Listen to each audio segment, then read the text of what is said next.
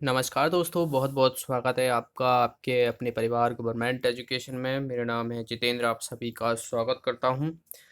तो दोस्तों आगे के क्वेश्चन देखते हैं। ये हम क्वेश्चन MPITI ट्रेनिंग ऑफिसर में जो पूछे गए हैं जीके के क्वेश्चन, वो हम क्वेश्चन कवर कर रहे हैं। इसमें 25 क्वेश्चन जो है वो जीके के क्वेश्चन पूछ लिए जाते हैं, और जो है 75 क्वेश्चन आपका जो सब्जेक्ट है इलेक्ट्रिकल, कंप्यूटर, मैकेनिकल और बाकी से जो है वो 75 क्वेश्चन पूछ लिए जाते हैं।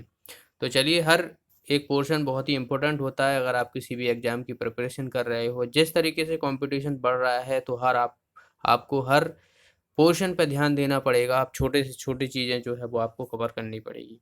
तो देखिए, यहाँ पर फर्स्ट क्वेश्चन की तरफ मूव करते हैं। तो पहला क्वेश्चन है यहाँ पर, मध्य प्रदेश सरकार द्वारा एक ई शिक्षा मित्र ऐप जो है वो शुरू किया गया था। तो ये किसके लिए शुरू किया गया था? ये दरअसल जो है वो शिक्षकों के लिए किया गया था। तो इसका आंसर हो जाएगा डी ऑप्शन। नेक्स्ट क्वेश्चन है यहाँ पर, मध्य प्रदेश में भारत का सबसे बड़ा भंडार है। तो किस चीज़ का जो है वो सबसे बड़ा भंडार है? तो इसका आंसर हो जाएगा कॉपर। कॉपर का जो है वो सबसे बड़ा भंडार है। कॉपर मोस्टली जो है वो बालाघाट की मलाज खंड जो है जगह है वहाँ पर पाया जाता है। तो याद रखना, बालाघाट में कौन सी जगह? मलाज खंड। ओके। मैग्नीज की बात की जाए तो मैग्नीज भी काफ़ी पाया जाता है। ये बालाघाट और छिंदवाड़ा में पाया जाता है। अगर आपसे पूछ लिया जाए कि कोल में कौन सा राज्य सबसे ज़्यादा है, तो झारखंड में जो है वो सबसे ज़्यादा कोयला पाया जाता है। तो ये भी याद रखना। अगला क्वेश्चन की तरफ मूव करते हैं। अगला क्वेश्चन है यहाँ पर कि निम्न में नदियों में से कौन सी मध्य प्रदेश में आरंभ नहीं होती है? तो आसान सा क्वेश्चन है। देखिए यहाँ पर, चंबल मध्य प्रदेश की है, बेनगंगा हुई, क्षिप्रा हुई। बनास जो है ये दरअसल राजस्थान राज्य से जो है वो ये निकलती है, और ये चंबल नदी की सहायक नदी है। याद रखना, बनास जो है वो चंबल नदी की सहायक नदी है, और चंबल नदी जो है वो यमुना नदी की सहायक नदी है। तो याद रखना इन सभी को। चंबल नदी जो है वो इंदौर की महू तहसील चानापावी पहाड़ी से निकलती है। ओके। क्षिप्रा नदी के किनारे जो है वो उज्जैन बसा हुआ है, महाकाल की नगरी, जो यहाँ पर कुंभ का मेला लगता है। नेक्स्ट क्वेश्चन की तरफ मूव करते हैं। देखिए, कलरी पट कलरी पायट्टू मार्शल आर्ट का एक प्राचीन रूप है। इसका उदय किस राज्य में हुआ? एक मार्शल आर्ट है कलरी पायट्टू। ओके। तो ये दरअसल जो है वो किस राज्य का है, ये पूछा गया है। तो ये है केरला का। तो इसका आंसर हो जाएगा बी ऑप्शन। अगला क्वेश्चन है, डॉक्टर राजेंद्र कृष्ण राधा कृष्ण किस समय के राष्ट्रपति थे?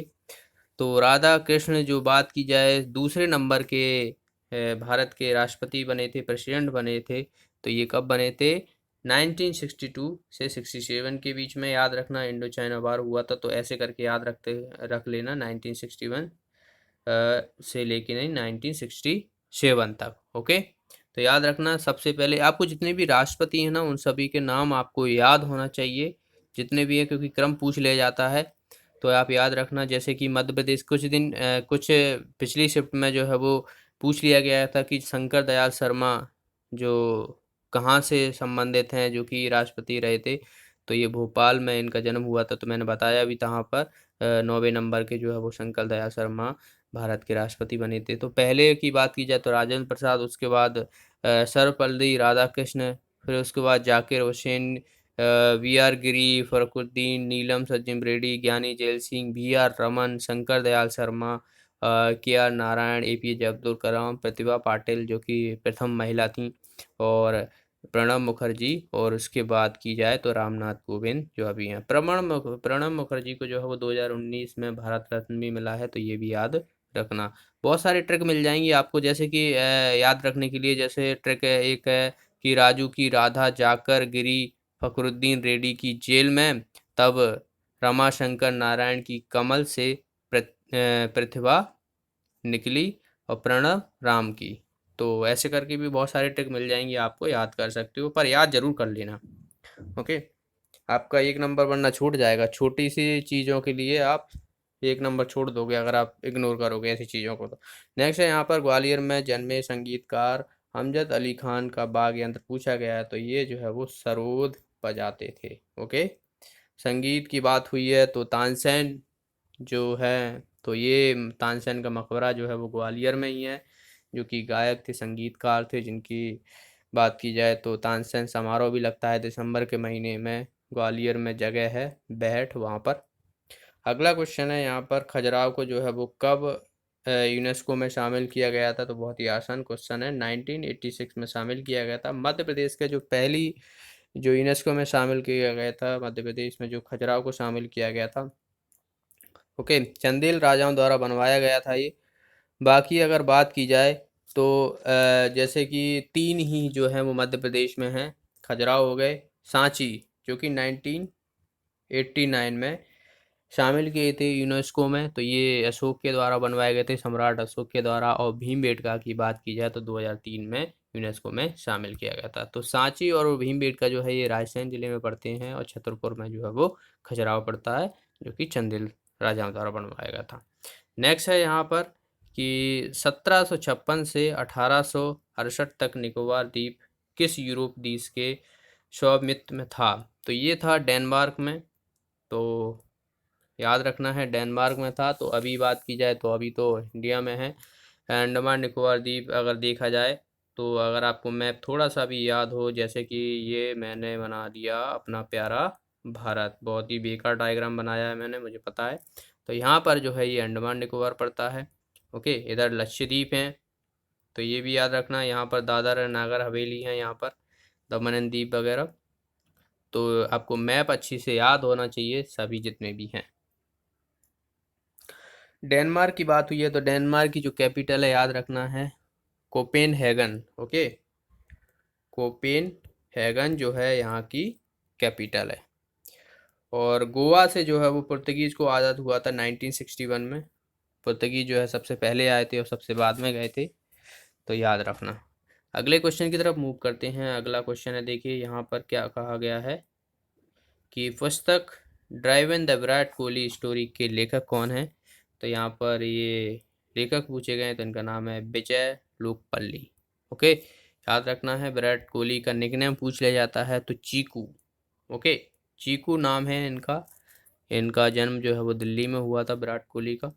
अगला क्वेश्चन है यहाँ पर, मध्य प्रदेश में जो कैमूर, मैकाल और महादेव हैं, तो ये सब क्या हैं? तो ये हैं भाई पहाड़, माउंटेन। अगर आपको मैप याद है तो चलिए मैं आपको बता देता हूँ। देखिए मध्य प्रदेश का ये है अपना मैप, बहुत ही घटिया सा डायग्राम है, ये बन गया अपना। अब देखिए यहाँ पर मैं कोशिश करता हूँ आपको समझाने की कि कौन सी जगह जो है वो कहाँ कहाँ पर है, आपको याद हो जानी चाहिए, ये सब पूछ ली जाती हैं। तो देखिए यहाँ पर जो है वो ये कैमूर पड़ेगा, यहाँ पर महादेव, महादेव है, यहाँ पर जो है वो सतपुड़ा, और यहाँ पर बात की जाए तो बिंद, और इधर जो है ये एरिया जो है वो अरावली का पड़ता है। यहाँ पर जो है वो भांडार श्रेणी पड़ती है।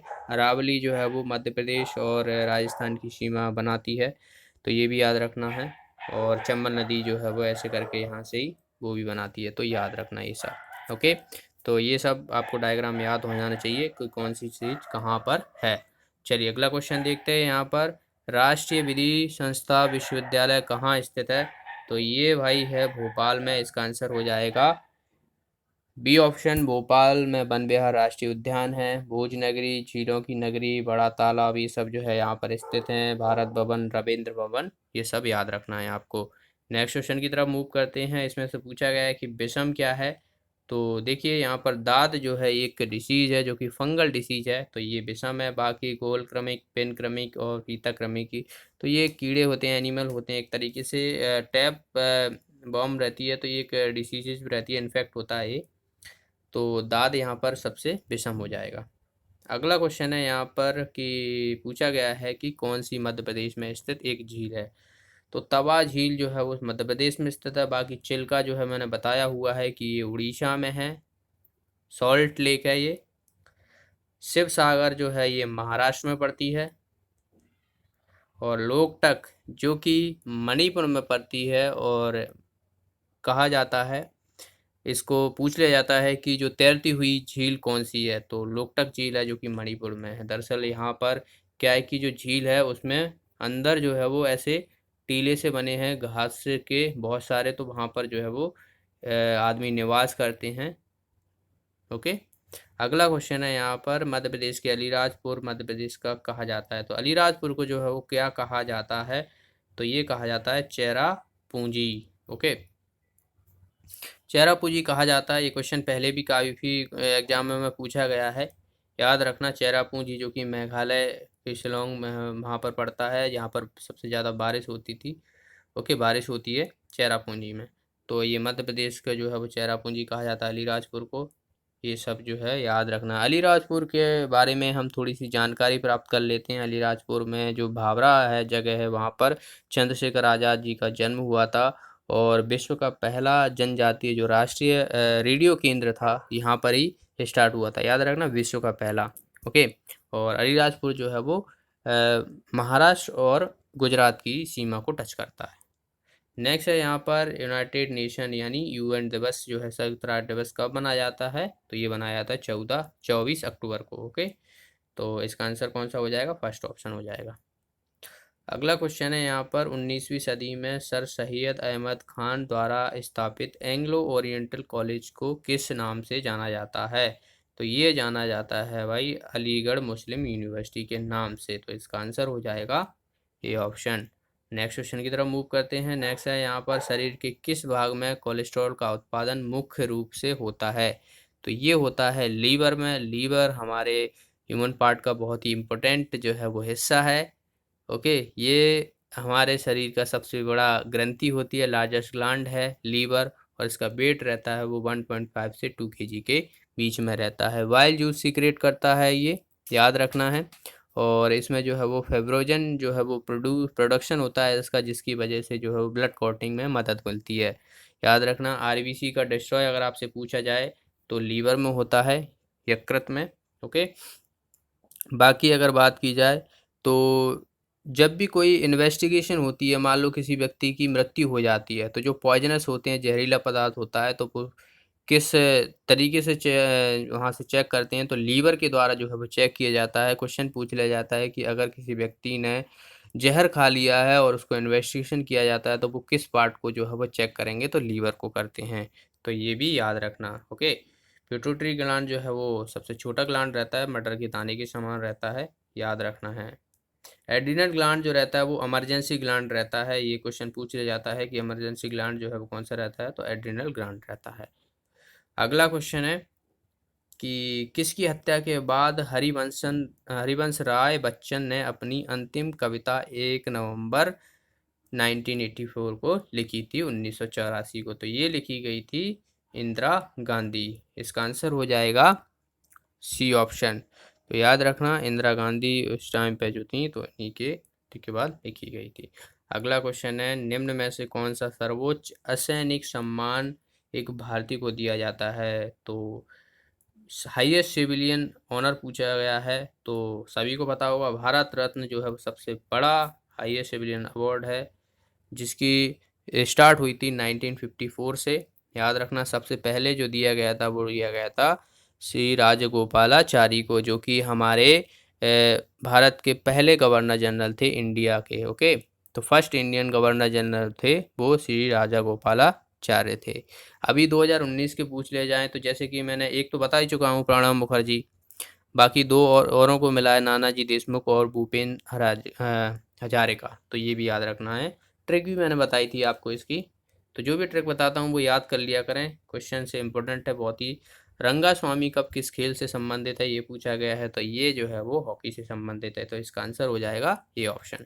नेक्स्ट क्वेश्चन की तरफ मूव करते हैं। नेक्स्ट है यहाँ पर पूछा गया है कि पर्यावरण में मुख्यतः किसके बढ़ने की से ग्रीन हाउस गैस प्रभाव होता है, तो भाई CO2 के बढ़ने से बढ़ता है, कार्बन डाइऑक्साइड जो है इसका आंसर हो जाएगा। ग्रीन हाउस गैसेस जितने भी हैं आपको याद रखना है, मैंने कई बार आपको बताया हुआ है, अगर आपको याद नहीं है तो फिर से देखिए, methane, carbon dioxide, ozone, O3, nitrous oxide, जिसे लाफिंग गैस भी कहते हैं। पूछ लिया जाता है कि कौन सी गैस है जो कि लाफिंग गैस है जो ग्रीन हाउस गैस में पाई जाती है, तो नाइट्रस ऑक्साइड याद रखना है। वाटर वेपर H2O भी दिया जाता है, तो वाटर वेपर भी याद रखना। तो ये सब जो है वो मेन कंपोनेंट होते हैं, मेन गैसेस रहती हैं ग्रीन हाउस गैसेस में। ग्रीन हाउस गैस के बढ़ने से जो है वो वातावरण का तापमान बढ़ जाता है, तो ये भी पूछ लिया जाता है। अगला है यहाँ पर, महाभारत का मूल नाम क्या है, तो महाभारत का है मूल नाम जय संहिता, यानी बी ऑप्शन जो है इसका आंसर हो जाएगा। याद रखना, महाभारत बात की जाए तो दुनिया का सबसे बड़ा ग्रंथ है। ओके, विश्व का सबसे बड़ा ग्रंथ है, जो कि वेद व्यास द्वारा रचित हुआ था। और ये इसकी महाभारत की जो लड़ाई हुई थी, कितने दिन तक चली थी? 18 दिन तक चली थी। तो ये भी क्वेश्चन पूछ लिया था, याद रखना 18 दिन तक चली थी महाभारत की, जो कि सत्य और असत्य के लिए बहुत ही जाना जाता है। नेक्स्ट है यहाँ पर, भारतनाट्यम आरंभ हुआ तो ये कौन सी में? इसकी मैंने ट्रिक भी आपको पोस्ट की थी, अगर आपने याद की हो तो आपको पता पड़ जाएगा कि भारतनाट्यम जो है वो तमिलनाडु का है। और बाकी अगर आपने ट्रिक पढ़ी है तो बाकी के जो और इसमें बात की जाए तमिलनाडु में और भी डांस फॉर्म है, फोक डांस फॉर्म, तो वो आपको बताना है। अगर आपने ट्रिक देखी होगी तो मैंने बताई भी थी, पोस्ट भी की थी। तो इसका आंसर तो हो जाएगा तमिलनाडु। अगला क्वेश्चन है कि हिंडोला महल, और जिसे झूला महल भी कहते हैं, तो ये मध्य प्रदेश के किस जिले में स्थित है? तो ये जो है वो धार में है। तो हिंडोला महल, जहाज महल, ये सब जो है वो धार में है। धार की जो मांडू है, एक तरीके से उसे सिटी ऑफ जॉय कहा जाता है। तो ये भी क्वेश्चन पूछ लिया जाता है, याद रखना है आपको। नेक्स्ट क्वेश्चन की तरफ मूव करते हैं, और लास्ट क्वेश्चन है यहाँ पर। देखिए, यहाँ पर पूछा गया है कि कौन सी साड़ी है जो मध्य प्रदेश में निर्मित नहीं होती है? तो मध्य प्रदेश में जो है ये पोचमपल्ली। ओके, पोचमपल्ली जो है ये तमिलनाडु में जो है वो निर्मित होती है। बाकी चंदेरी, महेश्वरी, बाग प्रिंट, ये सभी जो है आपने नाम सुने ही होंगे, तो ऑप्शन भी आप आसानी से एलिमिनेट कर सकते थे यहाँ पर। तो ये सब जो है वो मध्य प्रदेश में निर्मित होती हैं, चंदेरी, महेश्वरी और बाग प्रिंट। ओके, तो ये थे आज के 25 क्वेश्चन। आई होप सारे क्वेश्चन आपको समझ में आए होंगे। जो भी एडिशनल इन्फॉर्मेशन दी है वो बहुत ही इंपॉर्टेंट है, तो उसे आप बार बार रिवाइज कर लिया करें। जो भी इन्फॉर्मेशन देता हूँ आपको, वहीं से क्वेश्चन आपसे आगे भी पूछे जाएंगे। तो आज के इस वीडियो में इतना ही, मिलते हैं अगले वीडियो में। वीडियो को लाइक और शेयर करना बिल्कुल ना भूलें, और जो भी साथी नए हैं तो चैनल को सब्सक्राइब भी कर लेना, बेल आइकन पर जरूर प्रेस करना, जिसके माध्यम से आपको वीडियो का नोटिफिकेशन मिलता रहेगा। तो मिलते हैं अगले वीडियो में। Thanks for watching the video. Have a nice day.